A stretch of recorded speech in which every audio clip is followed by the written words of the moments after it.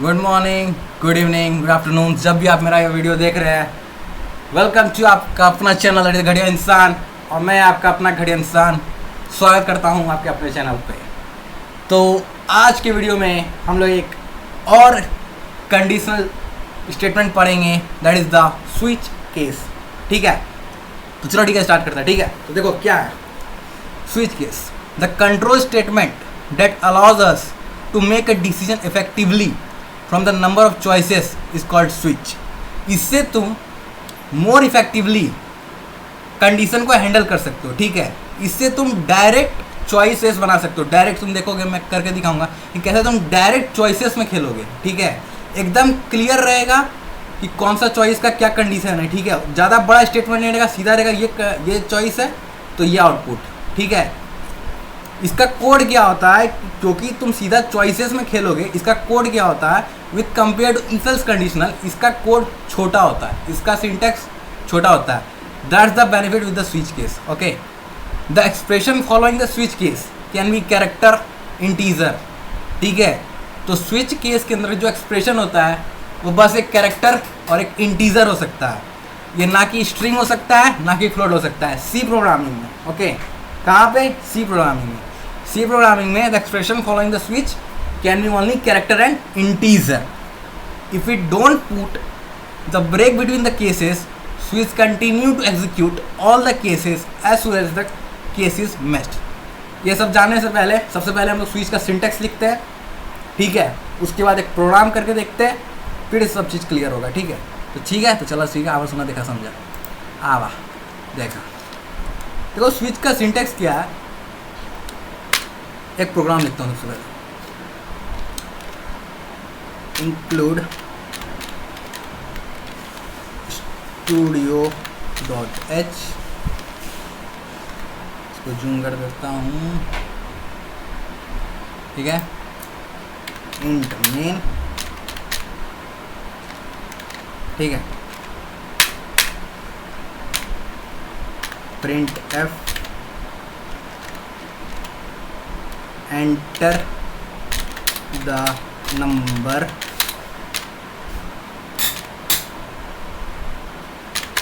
Scan F %d %n। ठीक है, यहाँ पे n क्योंकि वेरिएबल लिए हैं तो उसका स्पेस मेमोरी में जाकर रिजर्व करना होगा। Here we have space reserve for it. Now हम लोग क्या करेंगे, इस n को स्विच के अंदर पास कर देंगे। क्या करेंगे? पास कर देंगे। उसके बाद हम लोग केसेस बनाएंगे। अगर नंबर 1 होता है तो क्या करो, प्रिंट कर दो क्या 1 \n। ठीक है, ब्रेक, इसके बाद यहाँ ब्रेक लिखना पड़ता है। अब दिखाऊंगा ब्रेक का सिग्निफिकेंस क्या होता है, पहले ये समझो। उसके बाद केस 0 प्रिंट एफ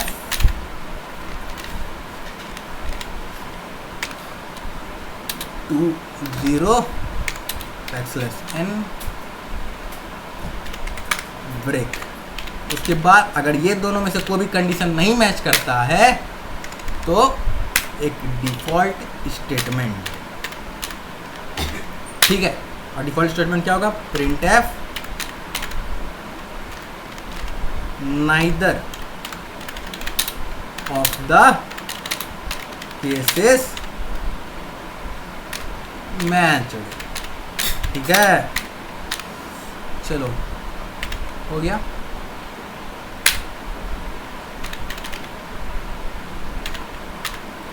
हो गया। अब यहाँ पे इसको बंद करके यहाँ पे return 0।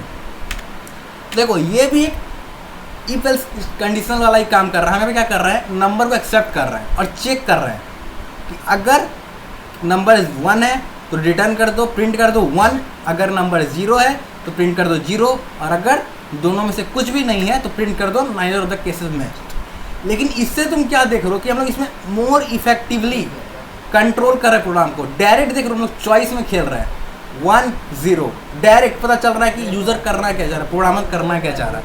That's with the switch case. Okay, it is very very clear.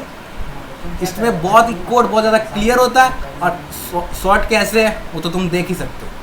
इसका जो कोड है ये with compare to if else it is short. Okay, now let's run it and you run it here. Enter the number. मैं जैसे कि 1 लिखता हूँ तो देखो क्या 1 आया। ठीक है, रुको 1 मैं कंफ्यूज तुम ना हो इसको 1 कर देता हूँ, इसको 0 कर देता हूँ। ठीक है, अब देखो मैं यहाँ 1 लिखता हूँ तो 1 आता है। ठीक है, फिर मैं इसको 0 लिखता हूँ तो 0 आता है। और मैं अगर कोई दूसरा नंबर लिखता हूँ, यू कैन सी हियर, कोई अगर दूसरा नंबर लिखता हूँ जैसे कि मैं 5 लिखता हूँ तो neither of the cases matched. ठीक है, तो देखो इसका सिंटेक्स कितना सिंपल है, कितना सिंपल सिंटेक्स में तुम काम कर रहे हो, कितना छोटा कोड में काम कर रहे हो।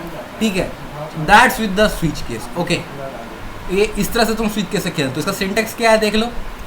सबसे पहले तुमको क्या करना है, एक नंबर लेना है, वो नंबर एक वेरिएबल लेना है, एक इनपुट लेना है। वो जो इनपुट है वो एक इंटीजर हो सकता है या कैरेक्टर हो सकता है। उस इंटीजर को स्विच के अंदर पास कर दो, फिर ब्लॉक ओपन करो, उसका केसेस बनाओ। केस 1 अगर मैच करता है तो अगर मैच करता है तो वो प्रिंट कर देगा, उसके बाद यहाँ ब्रेक लगाना है। फिर केस 0 कोलन, फिर यहाँ पे प्रिंट कर दो, फिर ब्रेक कर दो। फिर अगर दोनों में से कोई भी केसेस नहीं मैच करता है तो डिफ़ॉल्ट में जाएगा, जैसे मैंने तुम्हें करके दिखाया। अब मैं क्या करता हूँ, यहाँ से ब्रेक को हटा देता हूँ, यहाँ से ब्रेक को हटा देता हूँ, यहाँ से ब्रेक को हटा देता हूँ। अब देखो क्या होता है। मैं यहाँ लिखा, मैं यहाँ 1 लिखा, देखो सबका सब आउटपुट आ गया। हमको चाहिए क्या था, बस 1, लेकिन आ गया क्या, सारा का सारा। देखो अब मैं यहाँ पे थोड़ा जूम कर देता हूँ, देख लो 1 लिखे तुम, सारा का सारा नीचे का आउटपुट आ गया। ठीक है, अब जैसे कि मैं फिर से रन करता हूँ, मैं यहाँ लिखता हूँ 0, देखो उसके नीचे जैसे ही कंडीशन मैच कर रहा है उसके बाद पूरा का पूरा आउटपुट आ जा रहा है। क्यों? क्योंकि उसके बाद कंट्रोल बाहर जा ही नहीं पा रहा है। ठीक है, जो केस है, जो लूप है, उसे कंट्रोल बाहर जा नहीं पा रहा है, इसीलिए। ठीक है, इसलिए ब्रेक का होना बहुत ज़रूरी है। So you need to write break after each case. I hope it's clear what is the syntax of the switch case statement. I hope it's clear why break is needed to be written here. Okay, तो सबसे पहले हम लोग को variable input लेना है, that can be integer character, उसको switch की तरफ पास कर देना है। केसेस बनाना है, केसेस मैच करते हैं, उसका फिर ब्रेक लगाना है, फिर एक डिफॉल्ट स्टेटमेंट लिखना है। कैसे देखो, केस 1 का कॉलन है। ठीक है, इसको बहुत ध्यान से देखो, this is the syntax. Okay, break का क्या सिग्निफिकेंस है मैंने करके बताया। ठीक है, और तुम खुद देख सकते हो ये क्या है, इफ एल्स कंडीशनल से थोड़ा इसका कोड थोड़ा छोटा होता है और क्या होता है, बहुत इजीली समझ में आता है हम लोग को क्या चॉइस है। ठीक है, बहुत क्या चॉइस है, तो वही यहाँ पे लिखा है मैंने। इसको एक बार रीड करते हैं। The expression following the switch can be character, integer, not string of float. मैंने पहले ही बताया। If it don't put break between the cases, that is switch continues to execute all the cases as soon as the case is matched. मैंने दिखाया था जैसे मैंने 0 लिखा, 0 को मैच किया, उसके बाद जितने का जितना स्टेटमेंट था पूरा पूरा प्रिंट हो गया। Okay, if any of the cases is not matched then the statement inside default executed. देखा था मैंने ऐसे 5 लिखा था, दोनों में से कोई भी केस को मैच नहीं किया तो ऑटोमेटिकली डिफॉल्ट केस के अंदर गया और उसने प्रिंट कर दिया कि कोई भी केसेस मैच नहीं हुआ। और द मोस्ट इंपॉर्टेंट थिंग जो अधिकतर लोगों को नहीं पता होता है, दैट इज, ध्यान से सुनो, that is you can also keep the conditional statement inside the switch. That is very rare. That is बहुत लोगों को नहीं पता होता है। तो इस स्टेटमेंट को एग्जीक्यूट करने के लिए हम लोग एक प्रोग्राम लिखेंगे और मैं करके दिखाऊंगा कि कैसे तुम कंडीशन में स्विच के अंदर खेल सकते हो। ठीक है, और तुमसे इसको ये पता चलेगा तुमको कि कैसे ये जो स्विच है ये इफ एल्स कंडीशनल से इसका थोड़ा सा जो है, कहते हैं ना कि कोड थोड़ा छोटा है, कोड थोड़ा छोटा है। तो चलो एक प्रोग्राम लिखते हैं। प्रोग्राम क्या है, सबसे पहले इसको कमेंट आउट करते हैं, इसको कमेंट आउट करते हैं। मेरी सारे जब भी तुझे मालूम नहीं। प्रोग्राम क्या है, accepting the 2 numbers from the user and finding the maximum। बहुत इजी प्रोग्राम लग रहा है ना, लेकिन इसको करेंगे कैसे? स्विच केस से, यूजिंग द स्विच केस। बहुत बेहतरीन चीज़ तुम लोग देखने वाले हो, it is very very rarely known.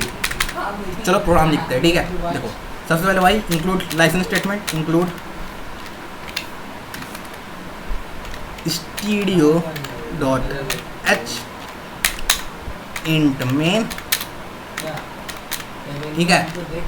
2 number ले लेते हैं, इंट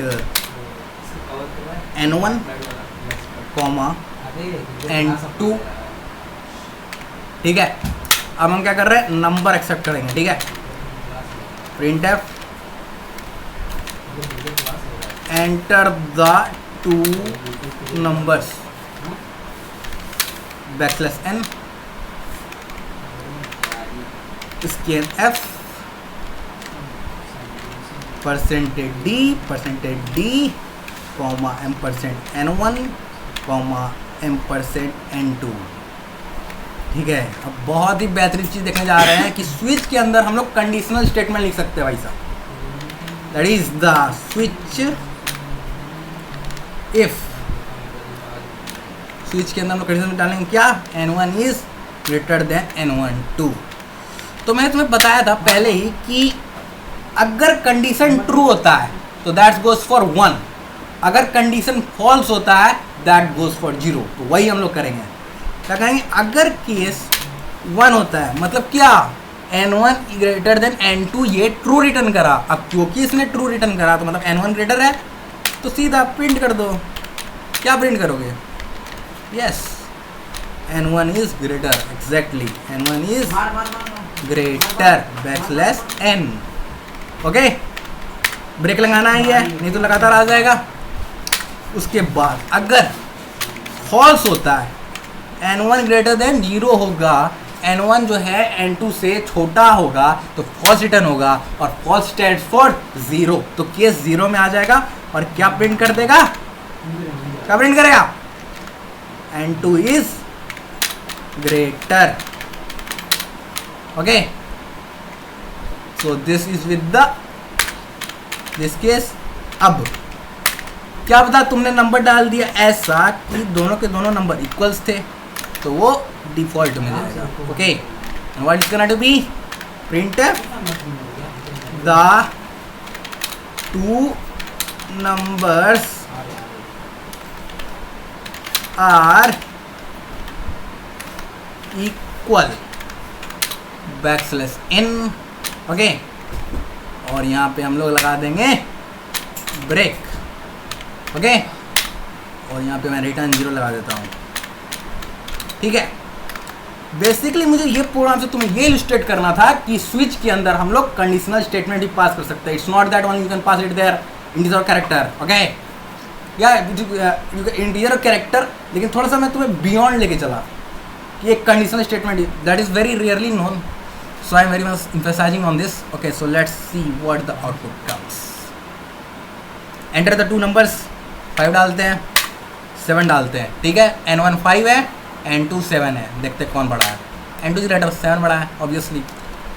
मान लो मैंने दोनों नंबर इक्वल डाल दिया, जैसे कि मैंने दोनों नंबर को इक्वल डाल दिया, दैट इज 7 7। क्या आउटपुट आया? अरे ये क्या हुआ? डिफ़ॉल्ट केसेस में क्यों नहीं जा रहा है? Cases n2 greater than 0। Okay okay okay, n1 is, हाँ ये डिफ़ॉल्ट केस में इसलिए नहीं जा रहा क्योंकि देखो अगर n2 अगर बराबर भी है तो भी वहाँ पे 0 आएगा, और 0 आएगा तो ऑब्वियसली इसके अंदर आ जाएगा, ठीक है। समझ में आया? क्योंकि अगर इक्वल नहीं भी है फिर भी वो कंडीशन फॉल्स होगा, फॉल्स होगा। देखो यहाँ पे है ना n1 is greater than n2, तो मतलब n1 इज अगर इक्वल टू भी n2 तो वो इन दोनों में से किसी केस मतलब केस 0 में चल जाएगा, फॉल्स हो जाएगा, फॉल्स हो जाएगा तो बस केस 0 वाला प्रिंट कर देगा, वो डिफ़ॉल्ट वाले में वो जाएगा। ओके, समझ में आया ना? क्यों हुआ? क्योंकि इक्वल में भी फॉल्स हो रहा था, ठीक है। I hope it's clear. तो इससे मैं बस इलिस्ट्रेट करना चाह रहा था, that is that you can write the conditional statement also inside the switch. Okay, so that's with the switch. Okay, now let's get to some of the, यहाँ पे मैंने सिंटेक्स लिखा हुआ है, देख सकते हो कैसे सिंटेक्स, क्या सिंटेक्स होता है. केस 1 स्टेटमेंट प्रिंट करो, केस 2 ये ब्रेक मैंने नहीं लगाया है, डिफॉल्ट रॉन्ग चॉइस. ओके, अब चलो देखते हैं what is the difference between the statement and switches. ये जो मैंने फोटो है ये मैंने गूगल से उठाया है, इसका सोर्स गूगल है, ठीक है. ये मैंने खुद से नहीं लिखा है, ये फोटो गूगल से मैंने उठाया है. तो सबसे पहले it becomes complicated for multiple selection. मान लो भाई तुम्हारे पास 10-12 कंडीशन है, तुम्हें कि नंबर 5 एक मैं कर रहा हूँ कि 9 डिजिट में तुमको खेलना है कि ये 4 डिजिट है, ये 4 digit.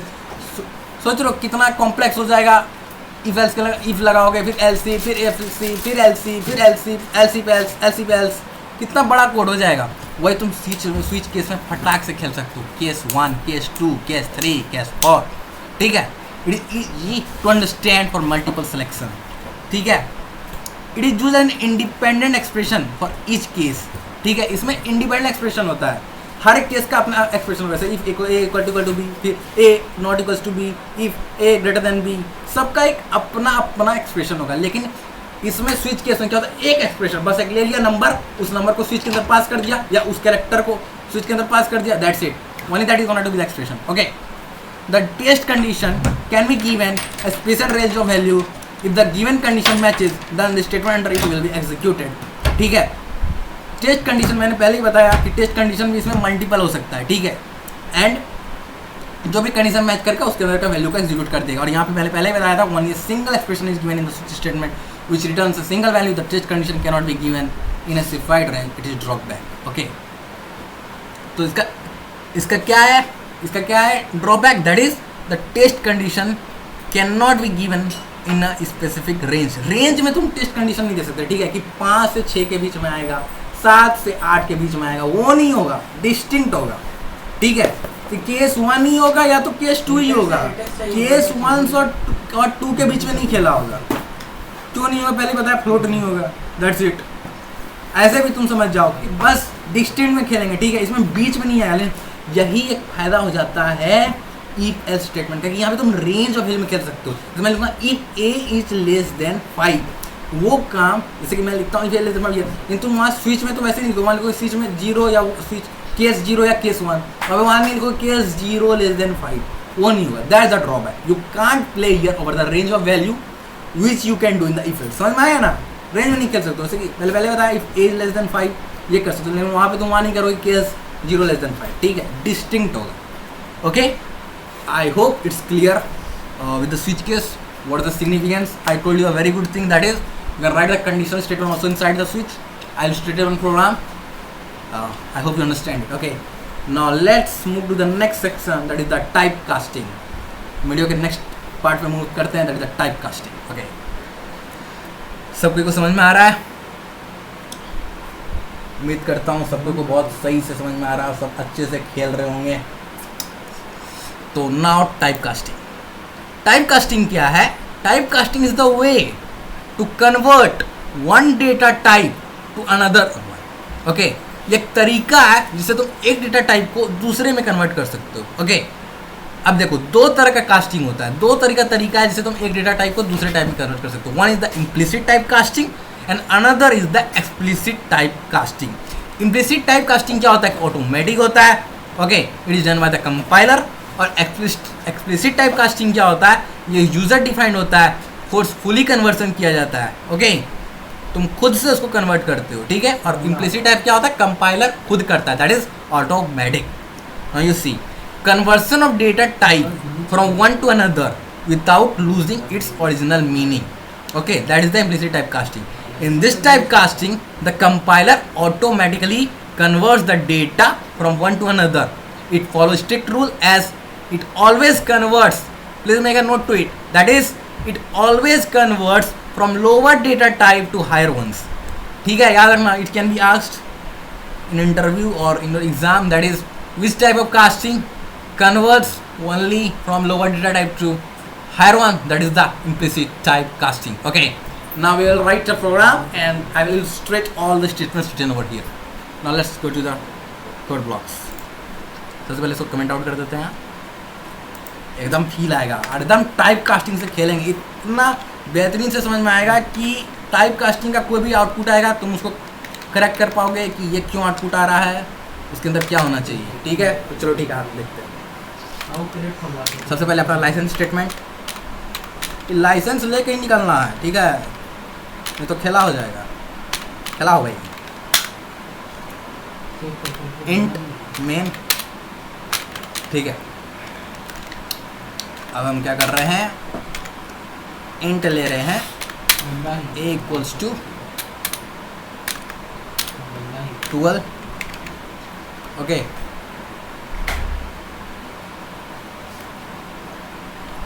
Int a equals to 12 ले रहे हैं और फ्लोट ले रहे हैं, float b equals to a, और क्या कर रहे हैं, प्रिंट कर दे रहे हैं, प्रिंट f परसेंटेज d। एक मिनट, इसको थोड़ा मिटा दे, अच्छा लगेगा आपको। The value for a is percentage d backslash n comma a, ठीक है। Print f the value for b is percentage f backslash n comma b।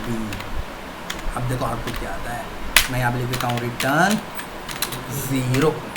Let's see what is the output here, and you can see a integer था, उसका फिर यहाँ पे float value आया है, ठीक है। तो क्या किया तुमने, इंटीजर को कन्वर्ट किया फ्लोट में। So this type of casting you can see, I am going zooming it, so you can see here integer था, उसको float किया। so this type of casting that is done automatically with the compiler is called the explicit type of casting। देख लो, lower से higher, integer से float, so this is the implicit type casting from the lower data type to higher data type, okay, that's it, okay। अब इसको हम comment out कर देते हैं,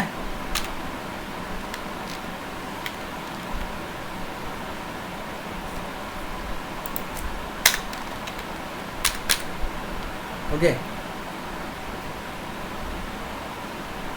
so comment out कर दिए। अब कुछ स्टेटमेंट्स हम लिख रहे हैं, ठीक है। मैं लिख रहा हूं float n equals to float, मैं क्या कर रहा हूं, टाइप कास्ट। किसको टाइप कास्ट कर रहा हूं, 54 को, क्या चीज में, फ्लोट में। 54 एक इंटीजर है जिसको मैं फ्लोट में टाइप कास्ट कर रहा हूं। इसके बाद लिख लेता हूं फ्लोट g इक्वल्स टू 54/5, ठीक है। उसके बाद मैं लिख रहा हूँ फ्लोट h इक्वल्स टू 54.0/5, और एक और ले लेता हूँ मैं फ्लोट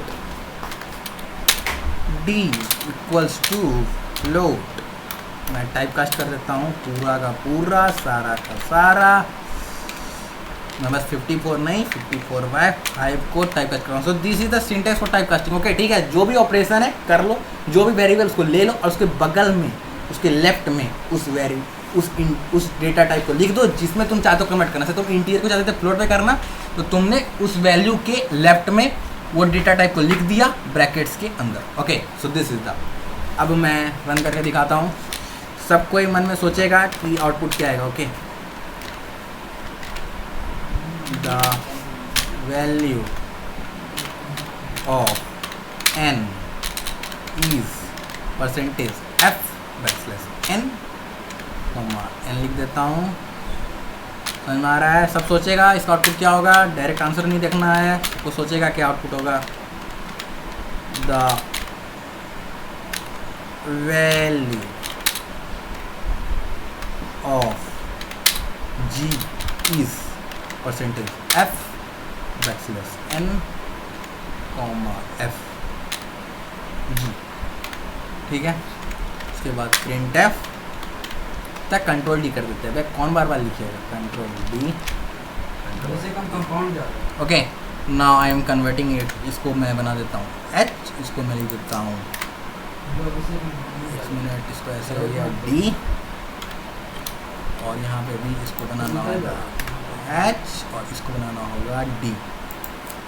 सबको सोच लिए। देखो मैं यहाँ क्या कर रहा हूँ, पहले 54 को कन्वर्ट कर रहा हूँ फ्लोट में, फिर डिवाइड कर रहा हूँ 5 से, ठीक है। उसके बाद मैं यहाँ पे क्या कर रहा हूँ, फ्लोट जी इक्वल टू 54/5, फिर फ्लोट एच क्या कर रहा हूँ 54.0/5, और फिर फ्लोट डी इक्वल्स टू क्या कर रहा हूँ, फ्लोट 54/5, ठीक है। सबको सोच लिया, बढ़िया से देख लिया। आओ देखो क्या हुआ, इसको फंस गया। इसको ऐसे जब हो तो इसको पहले अबॉर्ट कर लो, फिर बिल्ड करो, फिर रन करो। देखो देखो आउटपुट क्या आ रहा है। इसको इधर ले आओ और इसको भी थोड़ा जूम करो, देखो बड़े बड़े अक्षरों में।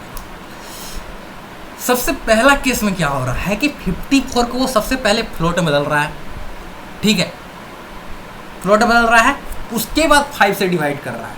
तो जब भी एक फ्लोट को तुम इंटीजर के साथ ऑटोमेटिक ऑपरेशन करते हो तो वो एक फ्लोट वैल्यू देता है।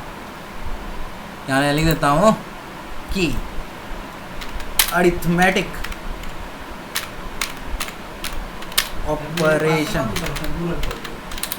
between the float and integer gives, very very important statement, very very important, gives float value। याद रखना, सबसे पहले क्या कर रहा है, 54 को फ्लोट में बदल रहा है, उसको 5 से डिवाइड कर रहा है। So arithmetic operation between the float and the integer we can give float value, that's with the first statement. Now let's go to the second statement। अब देखो क्या हो रहा है, फिर देखिए फंस रहा है, तो इसको जाके अबॉर्ट करना है, फिर इसको जाके बिल्ड एंड रन करना है। देख इसको मैं इधर ले आता हूँ खोपचे में और ऐसे कर देता हूँ। देखो यहाँ पे क्या कर रहा है, देख रहे हो 10 आ रहा है, 10.8 नहीं आ रहा है। दैट इज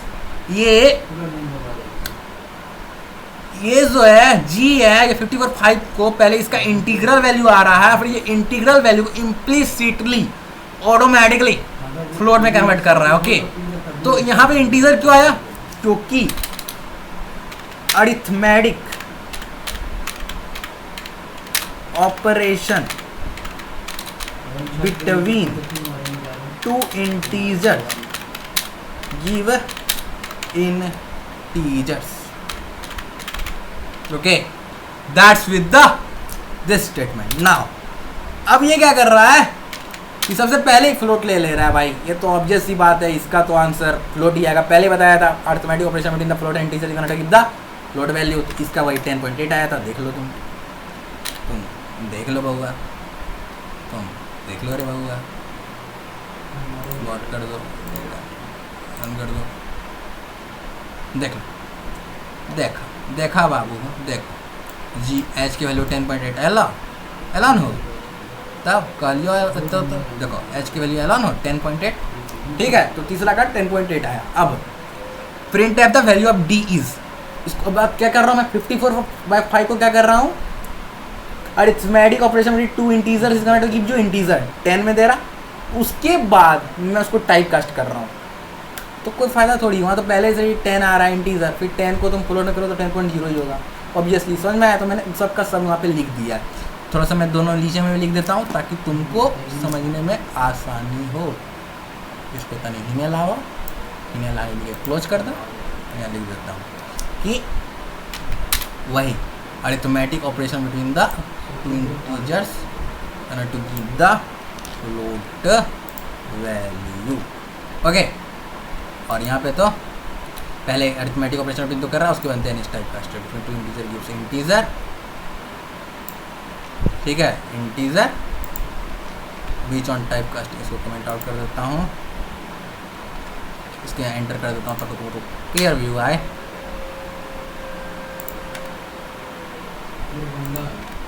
यहाँ और यहाँ पे is then integer which then is typecasted, which then is typecasted.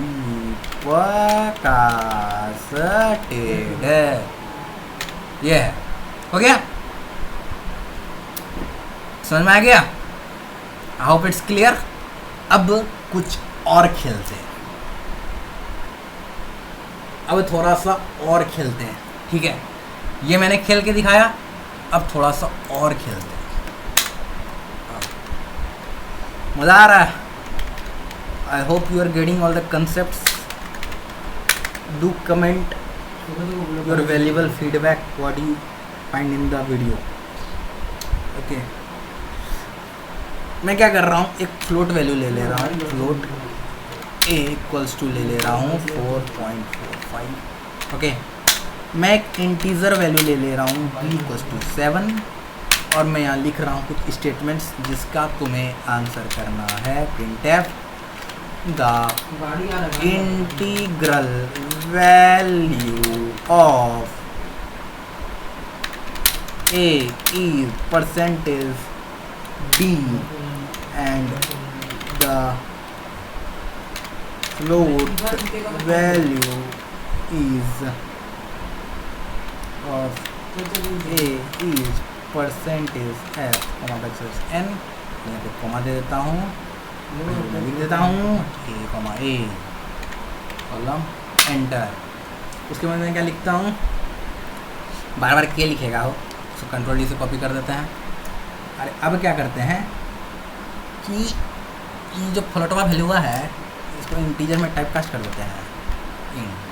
Typecast हो गया, देखो टाइपकास्ट हो गया। और ये इसको तो फ्लोट तो ही है, उसको क्या टाइपकास्ट कीजिएगा, तो फ्लोट में आएगा। अब क्या कीजिए, इसको यहीं ले लीजिए और इसको फिर से कंट्रोल डी कर दीजिए। अब क्या कर रहे हैं, इंटीग्रल वैल्यू अब हम इस बार बी निकाल रहे हैं, ठीक है? इसको बी रख दीजिए, ये है, इसको भी बी कर दीजिए, बी है, ठीक है? और इसको बी आने दीजिए, मतलब कि ये जो है लगाए हैं इसको हटाइए दीजिए, यहाँ बी बी लिख दीजिए, बी या दीजिए, इसको बी या दीजिए, ठीक है?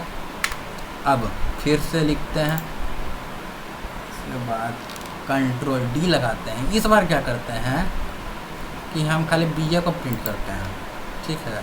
थोड़ा छोटा कर देते हैं। और इस बार क्या करते हैं, क्योंकि एक वो है, बिया को बियाने से पहले फ्लोट में टाइपकास्ट कर देते हैं, ठीक है? एकदम समझ में आ रहा है, एकदम आउटपुट आपका क्लियर हो जाएगा। इसके बाद से टाइपकास्टिंग में ज़िंदगी में कहीं दिक्कत नहीं होगा। चलिए एकदम बढ़िया से देखिए, चारों स्टेटमेंट को पढ़िए, आपको क्या लगता है क्या आएगा आउटपुट,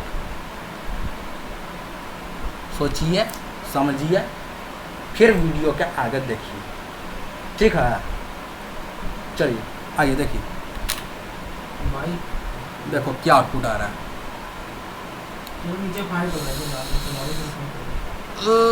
देखिए, देखो मैंने क्या लिया है, फ्लोट ए लिया है, उसमें एक फ्लोट वैल्यू 4.45, एक इंटीग्रल बी वैल्यू लिया है जिसमें 7 है, ठीक है? मैं क्या प्रिंट करा रहा हूँ, integral value of H percentage D and float value of H percentage है। देखो मैंने क्या ए को इंटीजर में टाइपकास्ट किया? नहीं, क्योंकि मैंने ए को इंटीजर में टाइपकास्ट नहीं किया तो जाहिर सी बात है कि गार्बेज वैल्यू देगा, तो कैसे अपने आप कर लेगा कन्वर्ट? क्योंकि इम्प्लिसिट जो कन्वर्सन होता है, जो कंपाइलर ऑटोमेटिक कर रहा था, वो तो लोअर टू हायर हो रहा था। यहाँ तुम क्या कर रहे हो, फ्लोट से इंटीजर, तो इम्प्लिसिट भी नहीं होगा, अपने आप तो होगा नहीं, तुमने किया भी नहीं, होगा भी नहीं, किया भी नहीं, तो कैसे हो जाएगा? ऐसे होगा नहीं ना होगा। वही गार्बेज आया है, कुछ अलग दुनिया से थोड़ी आया है, जो हम बताए हैं अभी वही से आया है। And the float value of H, ये तो ऑब्वियस सी बात है 4.45 आएगा, इसमें तो कोई डाउट नहीं होना चाहिए, ठीक है? अब क्या है, नेक्स्ट स्टेटमेंट पढ़ते हैं। The integral value of H percentage D and float value percentage F. अब क्या किया है, मैंने उसको फोर्सफुली एक्सप्लिसिटली उसको इंटीजर में कन्वर्ट कर दिया है, तब तो वैल्यू वो इवन करेगा। वो 4.45 को इंटीजर में कन्वर्ट कीजिएगा तो 4 आएगा, अब फ्लोट वैल्यू तो आ ही रहा था, वही आया है। अब क्या करते हैं, बी में देखते हैं क्या किए हैं, इंटीग्रल वैल्यू ऑफ 20% डी तो आइए जाएगा। अब क्या किया, float value of B percentage F, ठीक है। अब यहाँ पे क्या कर रहा है 7, क्योंकि यहाँ पे हम टाइप कास्ट नहीं किए हैं तो देखो वो डेसिमल वैल्यू तो दे रहा है, ठीक है, वो डेसिमल वैल्यू तो दे रहा है, ठीक है, लेकिन एग्जैक्ट नहीं दे रहा, मतलब तेरे को गार्बेज नहीं दे रहा वो, जैसे कि यहाँ गार्बेज दे रहा था। क्यों? क्योंकि उसको इम्प्लिसिटली कन्वर्ट कर दे रहा है फ्लोट में, ठीक है, वो बी का एक्सप्लिसिटली वो कन्वर्ट कर दे रहा है फ्लोट में, लेकिन वो उसके मतलब जो उसका जो 7 जो है उसको एक्सट्रैक्ट नहीं कर पा रहा। उसको करने के लिए तुमको फ्लोट में बदलना पड़ेगा, उसको तुमको फ्लोट में बदलना पड़ेगा। तो वही किया हो तुम, प्रिंट ऐप को फ्लोट में बदले हो तो टाइप कास्ट कर दी तो बस आउटपुट आ गया, ठीक है। नहीं तो तुम यहाँ पे क्या कर सकते थे कि फ्लोट एक वेरिएबल लिख सकते थे कि float C equals to B कर दिए, जैसे कि ऊपर करके दिखाया है। अब अगर तुम प्रिंट करते सी को, जैसे कि मैं लिख देता हूँ प्रिंट एफ